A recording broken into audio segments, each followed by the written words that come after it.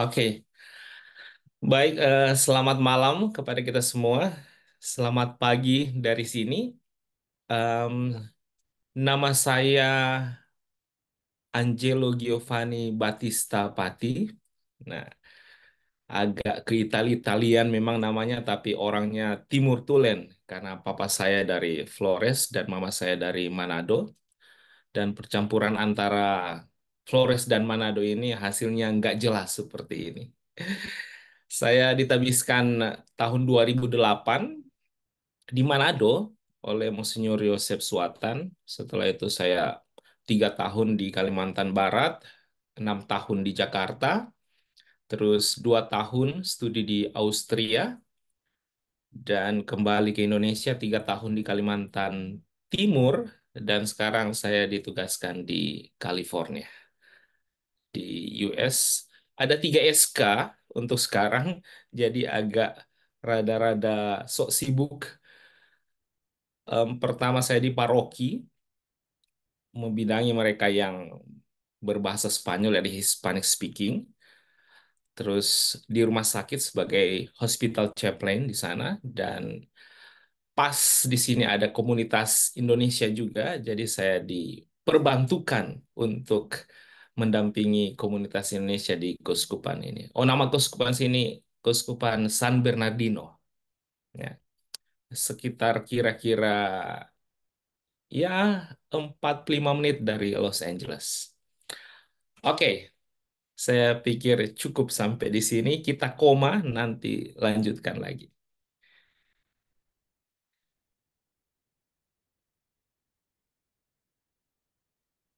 Terima kasih Pastor Gifan. Pastor bisa memulai untuk perenungan malam hari ini. Oke, saya izin untuk share screen ya.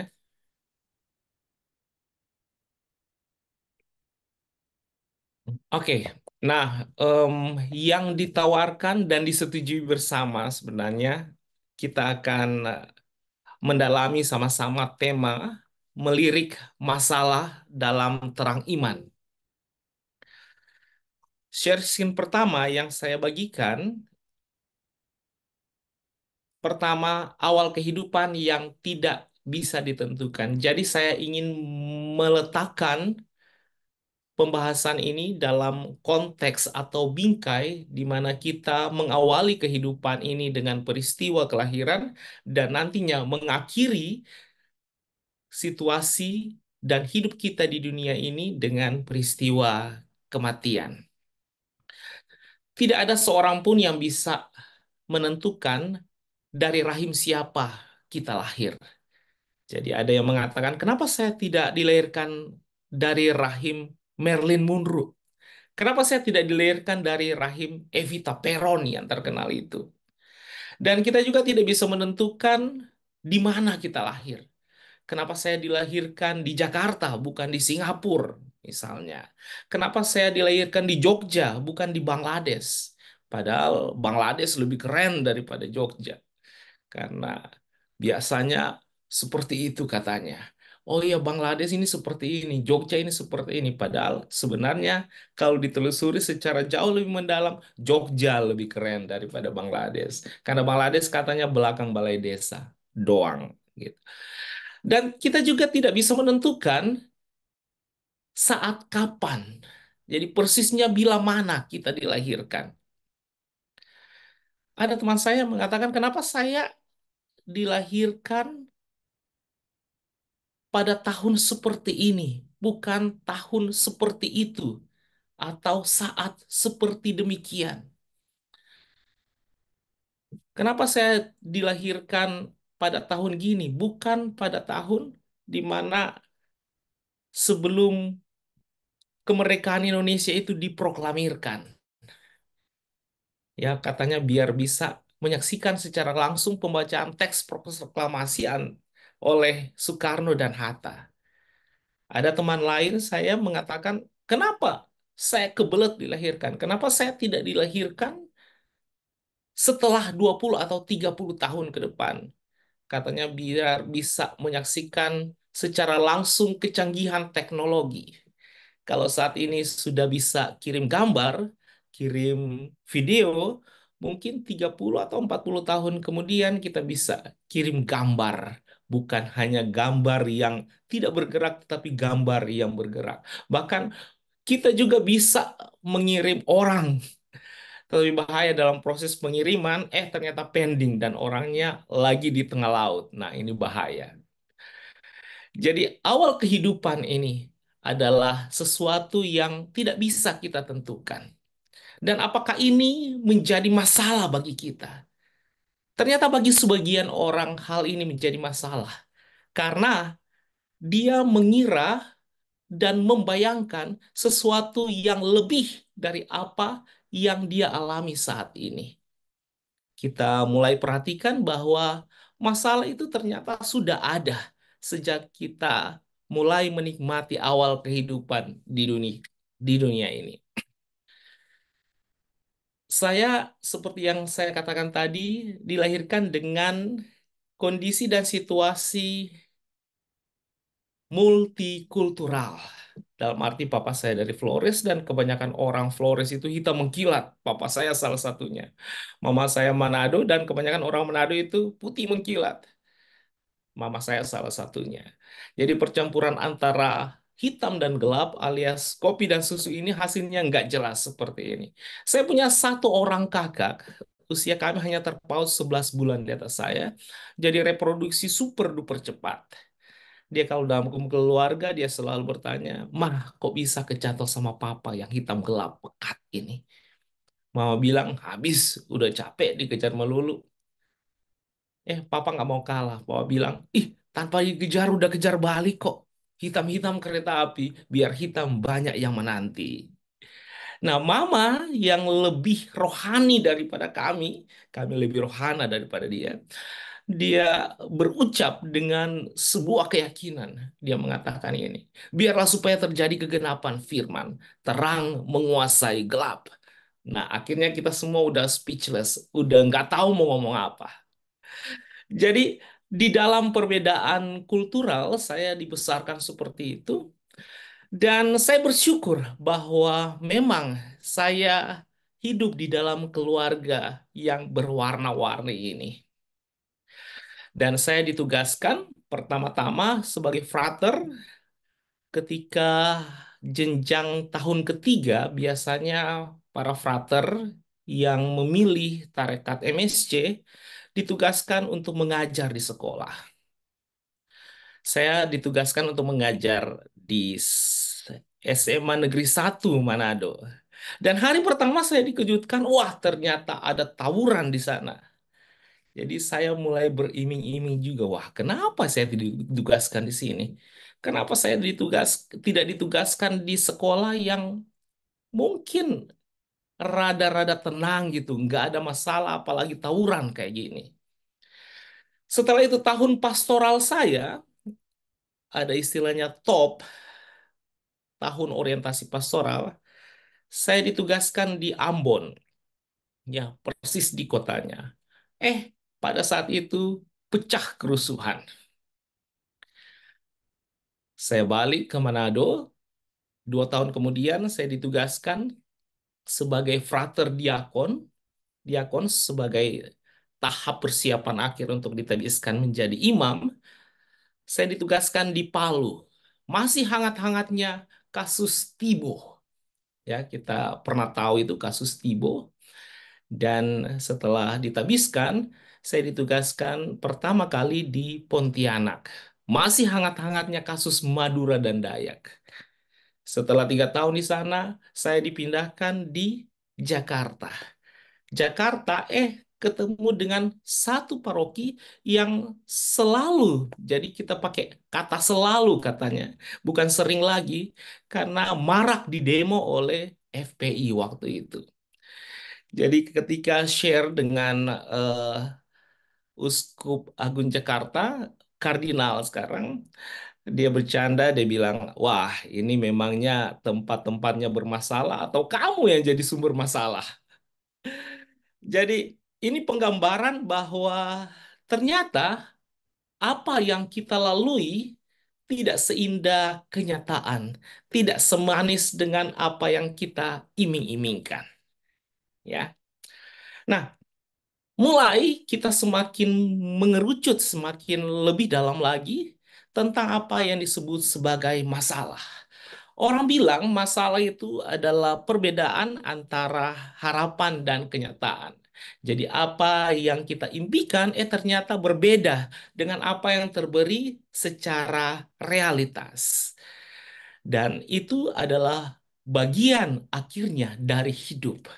Jadi akhirnya kita harus mengatakan secara enteng, oh ternyata itu masalah normal-normal aja. Sebenarnya masalah ya biasa. Karena kemanapun kita melangkah, dimanapun kita berada, ada aja masalah. Nah, orang-orang beriman, mungkin termasuk saudara dan saya, kita bertanya kepada diri kita masing-masing. Apakah kita beriman memang untuk menghindari masalah? Apakah kita beriman supaya hidup kita enak-enak aja? Apakah kita mau percaya kepada Dia yang telah bangkit bagi kita, supaya kita juga secepat kilat bangkit dari semua masalah? Seakan-akan tidak ada arti lagi masalah itu. Wah, masalah seperti ini atau seperti itu, kita terbebaskan dari masalah-masalah itu. Nah, ini pertanyaan-pertanyaan yang sebenarnya kalau direnungkan sangat menggelitik hati kita. Jadi, apakah kita menjadi orang Katolik karena kita mau enak? Karena kita mau mengubah secepat mungkin masalah itu menjadi sesuatu yang kita harapkan, menjadi sesuatu yang kita idam-idamkan. Agak ironi memang, karena ada semacam istilah bahwa orang Katolik memulai doa dengan tanda salib, tetapi ternyata isi doa mereka menghindari salib. Jadi kebanyakan orang menghayati salib sebagai penderitaan, sebagai beban hidup, dan kita mengawali doa dengan tanda itu, tetapi isi doa kita menghindari supaya kita terbebas dari salib, menghindari salib. Ya. Nah, saudara-saudara yang terkasih, kalau masalah itu sudah ada dalam arti terhampar, terhampar secara bebas sebagai satu substansi, satu esensi tersendiri. Jadi kalau itu sudah ada, maka kita hendaknya, seharusnya tidak menjadikan sesuatu yang masalahnya kecil, menjadi besar. Jadi ada yang mengatakan, kenapa masalah itu kecil kok dibesar-besarin? Masalah yang sepele, ternyata jadi menjadi super mega yang senantiasa sulit untuk diurai. Bahkan ada yang nggak layak jadi masalah, ternyata jadi masalah. Nah, ini punya andil di dalamnya itulah kita. Kita sebagai manusia. Jadi dalam diri kita menciptakan sesuatu yang sebenarnya tidak layak dipermasalahkan atau menjadi masalah, menjadi masalah. Biasanya kecenderungan orang menciptakan masalah sendiri dengan mulai membanding-bandingkan. Ya, waduh, saya seperti ini, dia seperti sana. Jadi ada lagu Ojo dibandingke, ya.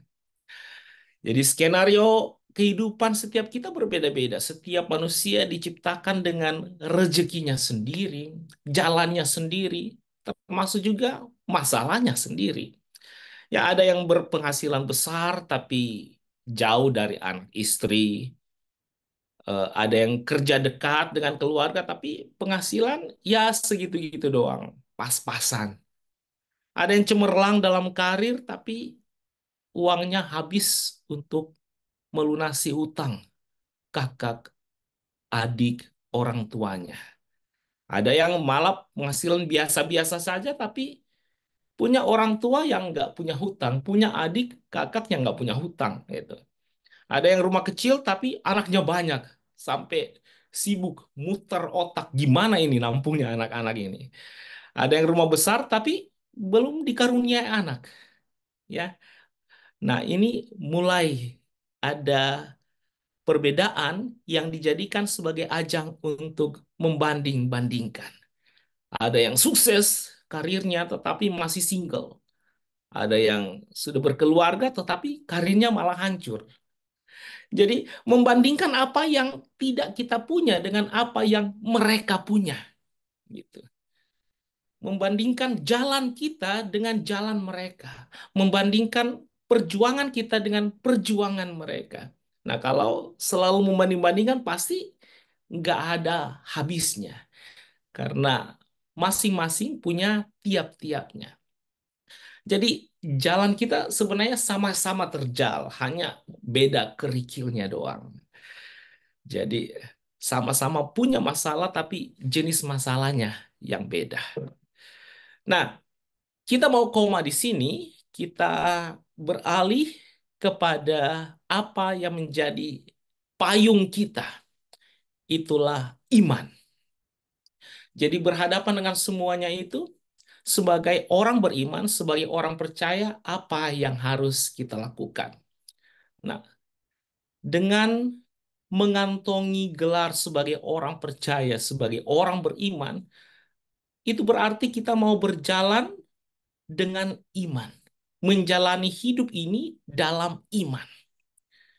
Dan kebanyakan iman didefinisikan sebagai kepercayaan diri kita kepada Tuhan, kepasrahan diri kita, penyerahan diri kita kepada Tuhan. Tetapi sebelum itu, sebenarnya ada step yang missed. Jadi ada sebenarnya tahap yang hilang atau ada loncatan tahapan yang sebenarnya kita harus tahu dan ngerti sebelumnya. Itulah kedekatan kita dengan Tuhan. Jadi iman pada definisi awal, pada level pertama, itulah keintiman relasi kita dengan Tuhan. Jadi secara manusiawi, kita hanya bisa percaya kepada seseorang, bahkan lebih dari itu, mempercayakan diri kepada orang itu kalau kita sudah dekat dengan dia. Jadi iman berhubungan dengan seberapa dekat kita dengan Tuhan. Apakah kita meluangkan waktu kita untuk menjalin keintiman relasi dengan Tuhan? Apakah kita mau menyisihkan waktu kita untuk bergaul akrab dengan Tuhan? Ketika kita melakukan itu, maka step pertama dari iman sebenarnya sudah mulai perlahan namun pasti terpenuhi. Dan akhirnya kita mampu untuk berujar bahwa iman itu adalah penyerahan diri kita kepada Tuhan. Nah, kita bertanya, iman kita yang kita miliki hari ini, saat ini, itu bagaimana? Jadi, seberapa besar? Atau bagaimana kita menggumuli iman kita? Jadi, semakin kita bertanya, semakin kita sebenarnya secara mendalam masuk lagi, masuk lebih lagi. Dan kita akan menemukan di sana bahwa iman, walaupun tetap tinggal sebagai definisi yang misteri, namun pengalaman yang hidup di balik itu sungguh-sungguh bisa kita rasakan. Terkadang iman dan kepercayaan kita di dalam kenyataan harian tidak 100%. Sudah mengatakan ya kepada Allah yang benar, kita mengatakan ya juga kepada ilah-ilah yang lain. Terkadang iman kita di dalam kenyataan harian bersyarat, ya. Tuhan, saya ingin percaya kepadamu asalkan usaha saya sukses, ya. Tuhan, saya ingin percaya kepadamu asalkan anak saya jadian dengan si dia yang adalah eksekutif muda itu, ya. Tuhan, saya ingin percaya kepadamu asalkan, asalkan. Nah, ini Asalkan ini mau menggambarkan ada syarat di balik itu. Ada sepasang ya, sepasang ABG, bukan aku baru gocap tetapi anak baru gede. Mereka mau ngedate. Mereka bilang, waduh Tuhan, ini malam minggu nantinya ini kencan pertama saya. Dan mereka berdoa gini, Tuhan anugerahi kami cuaca yang syadu, suasana yang romantis, puitis, teletabis. Karena Engkau tahu Tuhan, anggur lebih mahal daripada apel, tetapi jauh lebih enak diapelin daripada dianggurin. Nah, jadi ada syarat juga yang mengikuti. Dan terkadang iman kita di dalam kenyataan harian suam-suam kukuh. Saya waktu masa kecil di Manado, suam-suam kuku diterjemahkan ke dalam bahasa Inggris yang beken. Itulah hot-hot chicken thigh. Panas-panas tai ayam. Jadi udah mengatakan ya kepada Tuhan. Saya percaya tetapi dalam perjalanannya tidak. Yes, dalam perjalanannya no.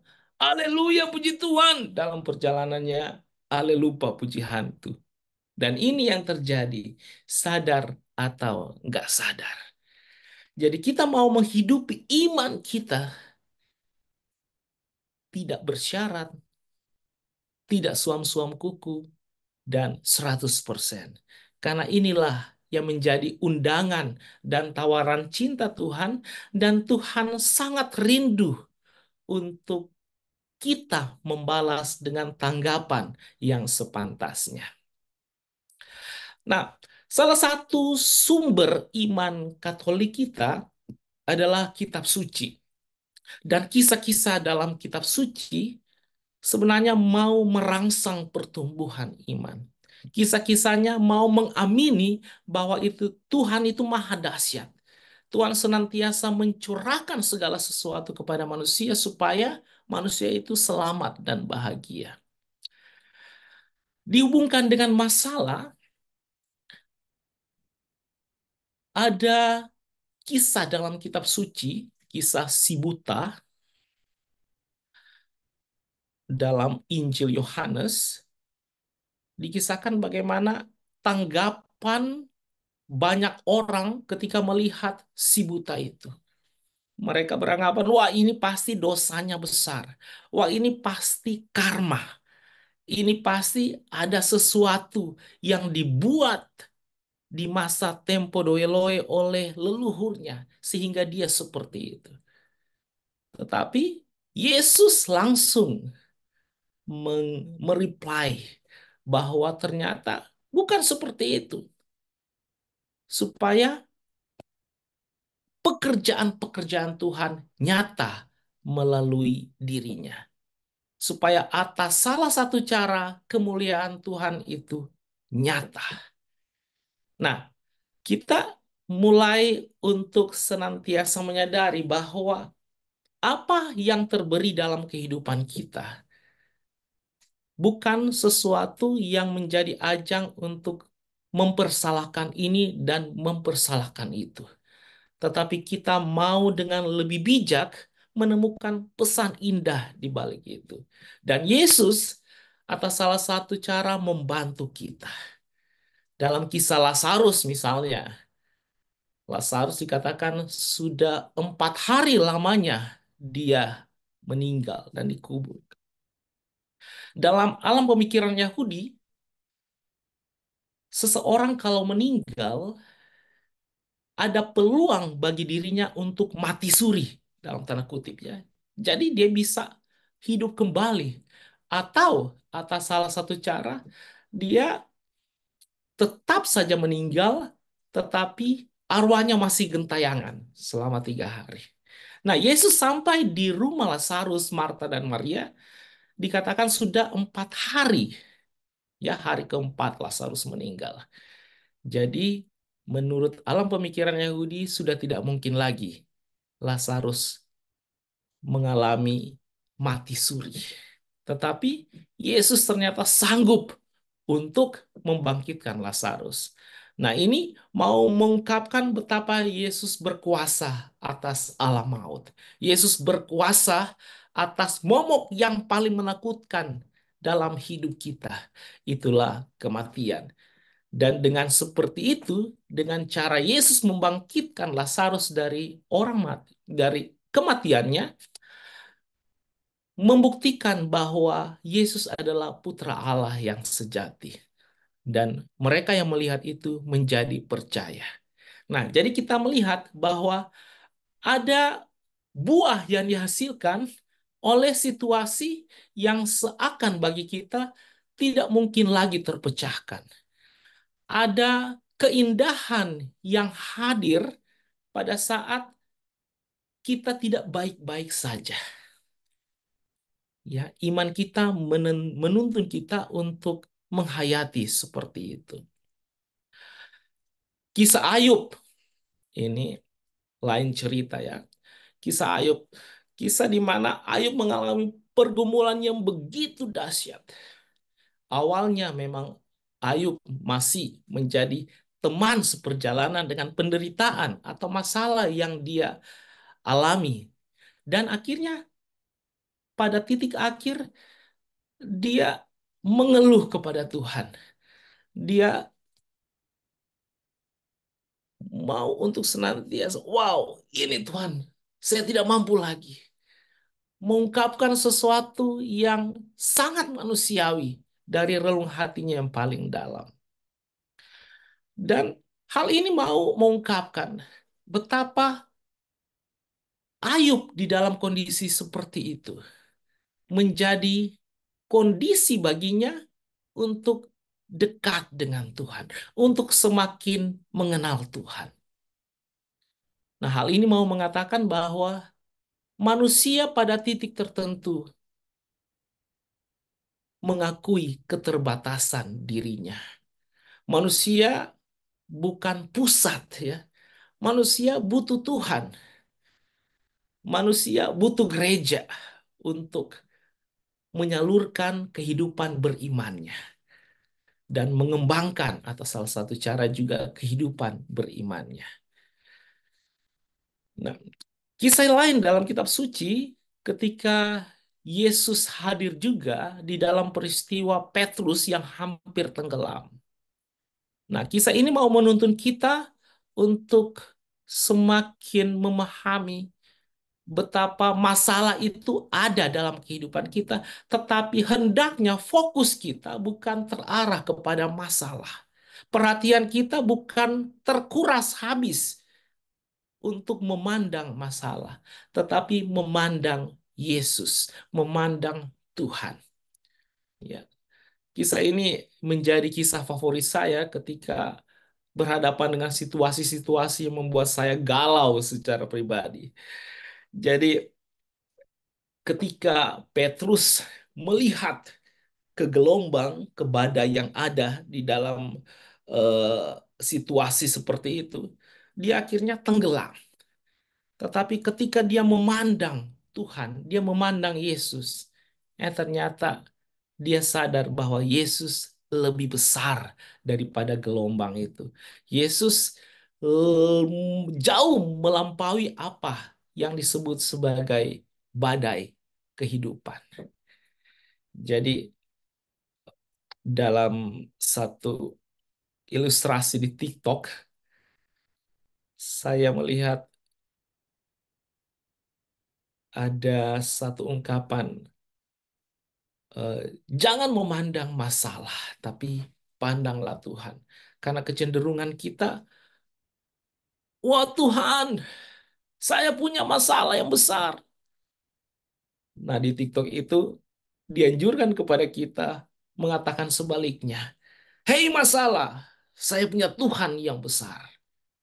Jadi di sini kita lihat betapa kalau kita melibatkan Tuhan dalam hidup kita, kita akan memandang masalah sebagai bagian dari kehidupan kita yang bukan tanpa solusi. Kita akan dimampukan untuk memandang situasi-situasi yang tidak sesuai dengan harapan kita dengan nada yang lembut, dan bahkan tersenyum. Ya, kita melihat Tuhan, bukan melihat masalah. Ya, saya masih pakai patokan untuk pewartaan ini dengan em, laptop yang tersisa dengan rentetan file-file yang saya buat. Oke, jadi sekarang filenya berjudul ubah versus buah. Jadi di dalam sebuah masalah, di dalam satu situasi yang sungguh tidak kita harapkan, bagaimana reaksi kita? Nah, inilah titik pembeda orang beriman dan orang yang bukan beriman. Kita bisa saja mengalami sinar matahari yang sama, mengalami dinginnya malam yang sama, mengalami tetesan air hujan yang sama. Tetapi reaksi kita atas apa yang kita alami bisa berbeda. Kita melihat Yesus ketika dia dalam perjalanannya untuk disalibkan, betapa dia menderita. Tetapi pun saat dia sudah disalibkan dalam kondisi yang sangat terpuruk seperti itu, dia masih sanggup untuk mendoakan mereka yang atas salah satu cara menyalibkan mereka, menyalibkan Yesus. Dia masih mengampuni mereka yang dalam tanda kutip menjahati dia. Tidak semua orang yang punya reaksi seperti itu. Ada tiga manusia yang disalibkan ya. Salah satunya Yesus dan reaksi mereka berbeda-beda. Dan Yesus memberi contoh kepada kita untuk bereaksi dengan nilai plus. Nilai plus dalam arti kedekatan kita dengan Tuhan, keintiman relasi yang kita pupuk dengan Tuhan, sungguh melahirkan satu reaksi yang sepantasnya dimiliki oleh orang-orang percaya. Itulah reaksi yang mau merangkul masalah di dalam terang iman. Mau melirik masalah dalam terang iman. Bahwa apapun itu, apapun yang terjadi, kita mau untuk melibatkan kuat kuasa Tuhan karena Tuhan terjun di dalam masalah kita, Tuhan menemani, menguatkan kita, memampukan kita, dan ujung-ujungnya kita pasti akan dimenangkan. Di dalam 1 Korintus 10 ayat 13 dikatakan bahwa Tuhan membebani kita dengan masalah, tetapi masalah itu tidak melampaui kekuatan kita. Jadi, pertama, hal yang kita renungkan bahwa Tuhan mempercayakan atau mengizinkan itu terjadi, tetapi kita harus menimbulkan keyakinan dalam diri kita bahwa kita sanggup mengatasinya karena itu tidak melampaui melampaui kemampuan kita. Tuhan memampukan kita dan Tuhan tahu juga bahwa kita mampu menanggungnya. Dan masalah-masalah yang kita hadapi saat ini belum terasa sebagai satu kesaksian, tetapi nantinya kita akan menemani orang lain di dalam hidup kita dengan satu kesaksian itu. Kesaksian bahwa kita telah mengalami pergumulan ini, kita telah mengalami masalah itu. Dan atas salah satu cara orang yang kita sharingkan, orang yang kepada dia kita berbagi, itu akan dikuatkan. Nah, ini menjadi satu kesaksian yang hidup di dalam kehidupan kita sebagai orang beriman. Dan berikutnya, saya pribadi sungguh mengamini bahwa Tuhan tidak mendidik anak-anaknya ece-ece. Tuhan tidak mendidik anaknya secara main-main atau ya oke seadanya. tetapi Tuhan mendidik kita secara sempurna. Dan kalau masalah itu diizinkan terjadi, maka Tuhan sebenarnya sedang mempersiapkan kita kepada sesuatu yang lebih dari sekarang ini. Tuhan mau mempersiapkan kita kepada sesuatu yang sungguh melampaui pikiran kita. Ternyata Tuhan mau saya seperti ini. Tuhan mau saya seperti yang dikehendakinya. Jadi Tuhan tidak mendidik kita secara oke lah apa adanya, tetapi Tuhan mau menempa kita.